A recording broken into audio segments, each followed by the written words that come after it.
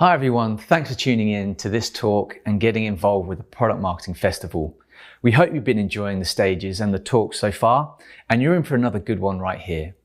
But before we kick things off, we just wanted to say a quick thanks to everyone who's helped make this festival happen. Sponsors, partners, attendees and speakers. Shameless but obligatory plug, and in case you missed it, we recently launched our very own product marketing certification. If you haven't already, check it out. Enjoy this session. Hi, my name is Susan Park, and I'm also known as Spark. And welcome to the Product Marketing Alliance Festival. Thank you for attending my session on remote influence. I've spent close to 15 years in sales and product marketing in ad technology.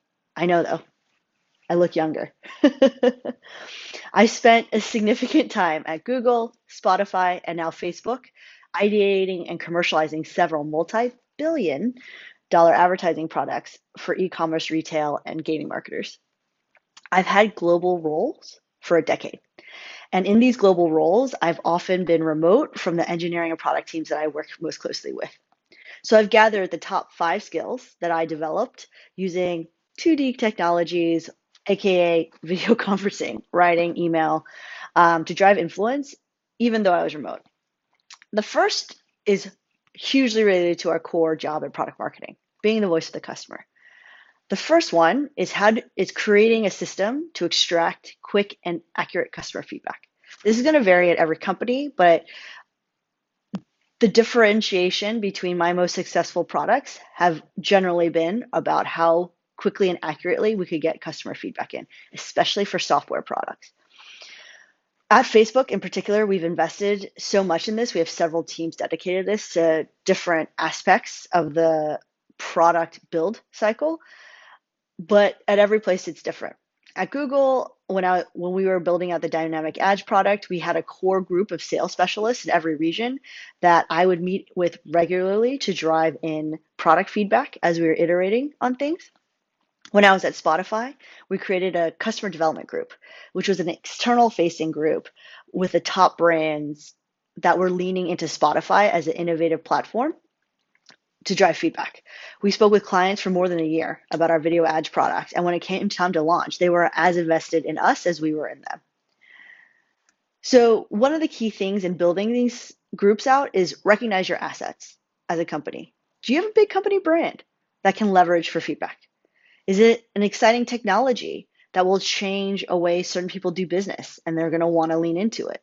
Figure out what your differentiator is, whether it's this product area or your company image, to drive engagement from either the consumers or the B2B community where you need the product feedback from. And if you don't have the resources to do this in your company, beg, borrow, steal budget to get this done. We hired a consumer-facing research company when we were at Spotify building out our ad products on video to figure out how our Spotify listeners would act these video products. It's critical to understand how well your community will engage with these products, as well as how brands will want to leverage and buy these products. If you do not have a system to provide this quickly, your voice as a product marketer will not be aligned to your client, and your remote influence, as well as just your influence in general, will crumble. So setting this up, even from a remote perspective, might be easier because it creates an unbiased view for you as a product marketer to go into these meetings and drive these things.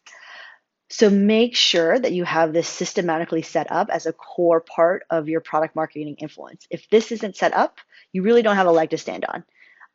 You will be coming in with gut instincts and not data-driven influence, and you will not be given a seat at the table, especially with a lot of the product and engineering teams that you will want to work with, because they will override you with their gut.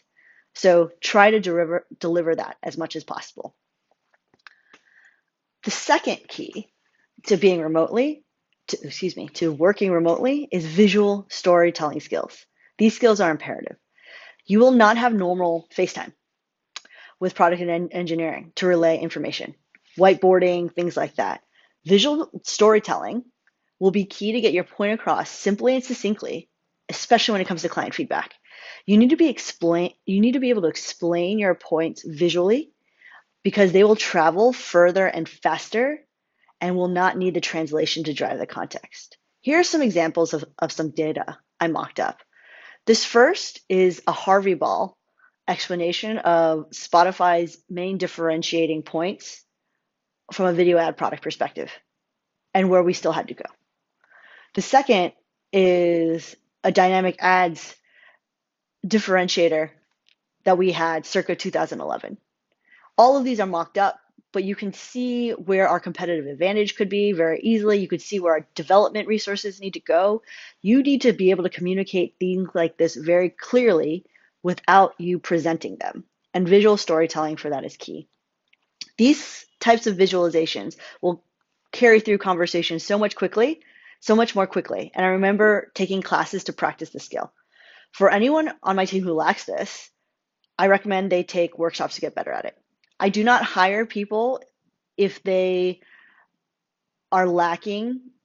Let me rephrase that. I hire people who do not necessarily have the best strengths in the skill. I hire people who know how to extract the points that they need to land. We can teach them visual storytelling. So this is a hard skill you should develop, but it's something great to have in your arsenal as you move forward. The third is building a presence in the medium of choice at your company. You can't rely just on meeting and relationships to build clout, especially if you're on an alternate time zone. You have to use the overlapping hours in your day to drive collaboration across your business areas. So you can build your personal clout through other means. At Facebook, workplace posts, notes, things like that were huge. At Google and other aspects, we had Google Docs that were widely dispersed. There are ways, mediums like this even, where you can do video recordings. I've definitely done video recordings to explain more technical projects to folks throughout the ecosystem, and it helps drive clout in your organization, and it helps get your voice heard through alternative mediums. You should watch your company and see who's good at this and how you can learn from them. Even maybe reach out to them to be a mentor for you. And if they say no, the worst thing that happens is that they feel like they have a nice pat on the back that someone recognizes that they're doing this and that it is building their clout. I brought communication documents from Google to Spotify. They were the best things that I did. And they were basically deep dive information about a product and how a sales team could access all of the information related to selling that specific product or solution. They were critical for me working across a 150-person global ad sales team as the only product marketer to, one, help me sleep at night, and two, do more strategic work. So once the documentation was there and that clout was there, I could say, hey, please check the ComDoc. Has everything you need. And it did. And then I was able to then free up my time to do other more influential activities, like meeting with customers and pulling that into a visual story to tell product and influence them. So please take these extra steps for the documentation or the medium or the video presentation that make a difference at your company. If you guys are so small and you don't have this yet, you guys can build it. You guys can decide what will be the clout mechanisms for your company. You guys should have these discussions because that will help evolve the activities that employees will want to do, whether it's, being very vocal on Slack channels and things like that. Think about it and make sure you're driving the behaviors that you want as a company. Number 4, pre-briefs, meeting agendas, and notes are your best friends for effectiveness. So from professional tech culture lore, Amazon is noted as best. That is a company I have not worked for yet, but I've greatly admire and respect them and know that this is something that they do. Pre-read documentation before a meeting plus a cultural agreement that everybody will read the documentation before a meeting will get you to a really strong place. If you don't do this as a company, at least try to do this in your smaller working teams. For example, we had a meeting between VPs of sales, product management, and product marketing. That's a heavy meeting. And it wasn't disciplined in terms of pre-briefs, agenda topics, meeting agendas, and things like that. And we would come together and not have a really aligned point of view in terms of what we were trying to drive forward. I changed that We got in, we worked through it. We now have a cadence for how we come up with agenda topics, deliver pre-reads, and move through this. And if we do not have meaty topics, we will shorten the meeting or cancel it altogether. And this doesn't necessarily mean that every meeting has to be super intense. Last time we had this, it's been a really tough time. So we used our last 30-minute sync to just tell really good news about what's going on with the product and the gaming ads business at Facebook. And it was great. It was so nice to, feel proud about some of the work that we were doing and use it to come together as a group and as a leadership group. So I highly encourage you to just spend the time thinking about what meeting do I want to get, what do I want to get out of this, and make sure that you're using this time effectively, because these type of meetings can eliminate 5 to 10 different one-on-ones. And then you can use those freer one-on-one times to do number 5, which is build personal context and trust with people at your company via one-on-ones. When working remotely, you really only have video conference, sometimes WhatsApp messaging, workplace chats, but this is really how you can build as best personal context as you can until virtual reality really gets into it. And that's something I'm really excited about. So driving this personal context and trust is key, and everybody does it differently. Sometimes it's more relationship timing, sometimes it's more work production. It depends how people do it. You have to meet people on their terms on how they build context and trust. So how I've done it, and Facebook applauds this as a culture. We're a very people first culture that I gravitated towards naturally, was I set up monthly virtual coffees with folks that I've always wanted to get to know better. And some of them are influential people within the organization. We don't just talk about work, but in order to get over that hump of just talking about work, you have to be vulnerable. So what I like to do is kind of test out the waters in terms of how, if we can get to personal context. I've gotten to the point with some people where I've gotten so into the personal context that I've taken a shuttle 30 minutes past where I needed to go just so I can spend a bit more time with this person because I really loved it. And that's the type of personal context you need to develop, especially as a remote team. Meeting in person really drives a lot of this, but you guys can do it virtually too. So set up these virtual coffees, set up the expectation that it might just be a check-in or a one-on-one, and the person can move things around and decide what they want to do, and they will not be annoyed or unencumbered if the conversation turns to more personal things. But you can use these to your advantage, and the key here is to try and cultivate these pockets of environments of psychological safety in every relationship. And if you build in a one-on-one perspective, it will carry over to a team dynamic or any sort of wider decision that needs to happen. So if people understand where you're coming from, that you don't have bad intentions, that you're just trying to move a project along, that one-on-one empathy that you build will move farther in terms of the team environment. So please take time to do that. Have one-on-ones have one-on-ones with people and be vulnerable yourself.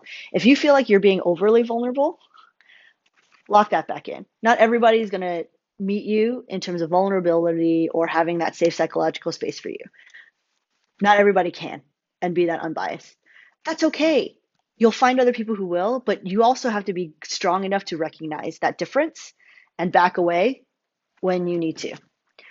But regardless, you'll still have had that personal conversation. They'll know you a bit more in depth than the standard face on the screen, and it'll help you out regardless. And I know this takes time, but making sure you choose the right people to do this with is very important as well.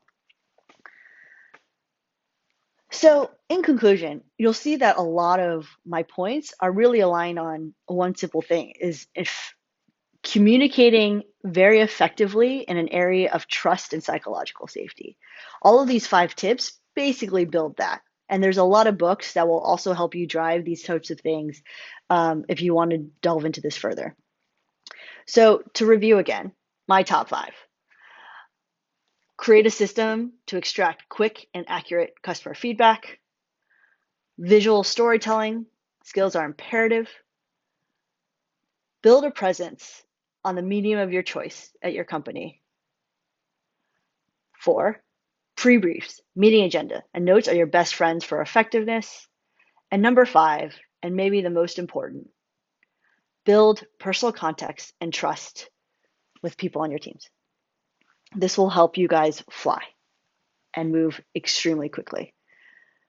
So please, I hope you guys found this useful. Please give me feedback, anything you need. Thank you again, Product Marketing Alliance, for the time and for the medium to do this in, and I really appreciate it. Have a great day, guys, and good luck with your remote work. I know it's challenging, and I know sometimes the last thing you want to do is stare at another screen, but build that with your intention.